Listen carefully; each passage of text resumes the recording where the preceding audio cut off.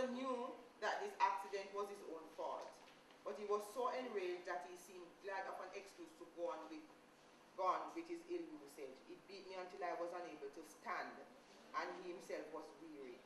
After this, I ran away and went to my mother. She dared not receive me into the house where she was working, but she hid me in a hole in the rocks near, I suppose, a cave, and brought me food at night, and when everybody was asleep. My father came and took me back to my master. I was loath to go back, but there was no remedy. I was obliged to submit. We may argue, why did the father take her back? It didn't make sense. It's Bermuda, it's small, there's very little place to hide. You couldn't stay in the cave indefinitely. So he probably felt it was the lesser of two evils to take her back. And he did say to the master, which was brave of him to say, she ran away because of the abuse. So if you treat her better, you know. But I suppose the mother was glad to see her daughter, who she had lost, and helped. But, so even young girls ran away. In her case, it was a temporary thing. But, and as I said, it may have been a last resort. She just couldn't take any more punishment. The grand form of resistance that we have often focused on is rebellion, open rebellion, or conspiracy to do so. This, as I said in the beginning of the lecture, this method of resistance became very prevalent in the English islands between 1640 and 1715. We are told that there were 7 revolts. And in Jamaica alone, there were 3 major revolts between 1675 and 1686. Now, some people felt that these were because they were, like the Quakers, felt that it's because of the abuse. And since women were not exempted from the harsh treatment, they were part of these rebellions.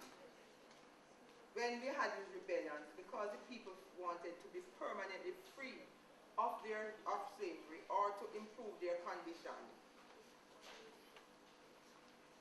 Again, it is felt that men were more likely to rebel openly and violently, but women were found to be among the rebellious people.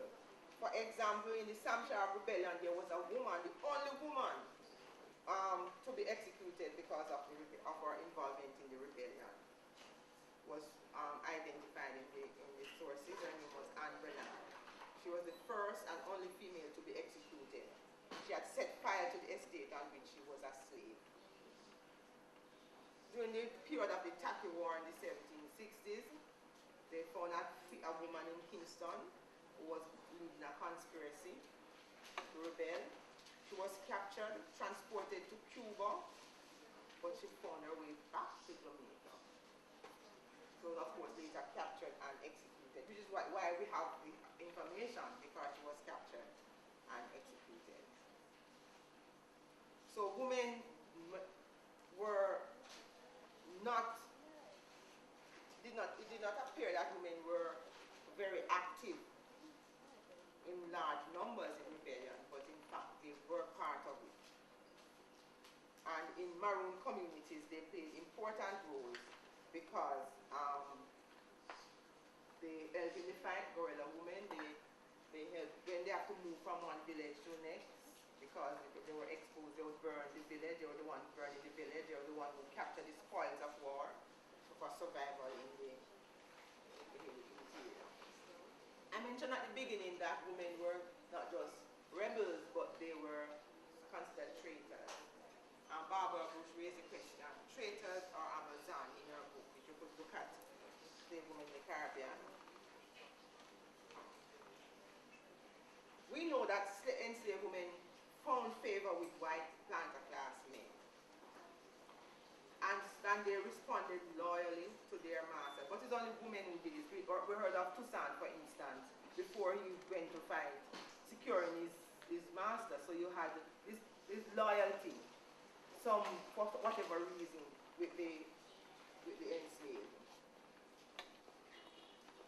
In the story again of Mary Prince, we find her father returning her to her after her mother tried to hide her. Would we consider him a traitor? I don't know. He probably felt like he was securing her. I just raised that because I'm saying why are women considered traitors? Because of their closeness to white men, they were seen as such. But we cannot deny that there's evidence that they did help in rebellions in the north by telling whites that it was planned. The story is told of a house slave in Barbados. Her name was Fortuna, F-O-R-T-U-N-A, who told her master of the plan of a group of slaves, Gold Coast slaves, to murder all whites, saving the more of the fairest of white women. Their plan was to murder all white men, save up the best looking white women, and take over the island, and to appoint one of their numbers as King of Barbados. Fortuna warned her master of this plot, who in turn told the governor, and they searched for and found the ringleaders, who were court-martialed. 6 were burned alive,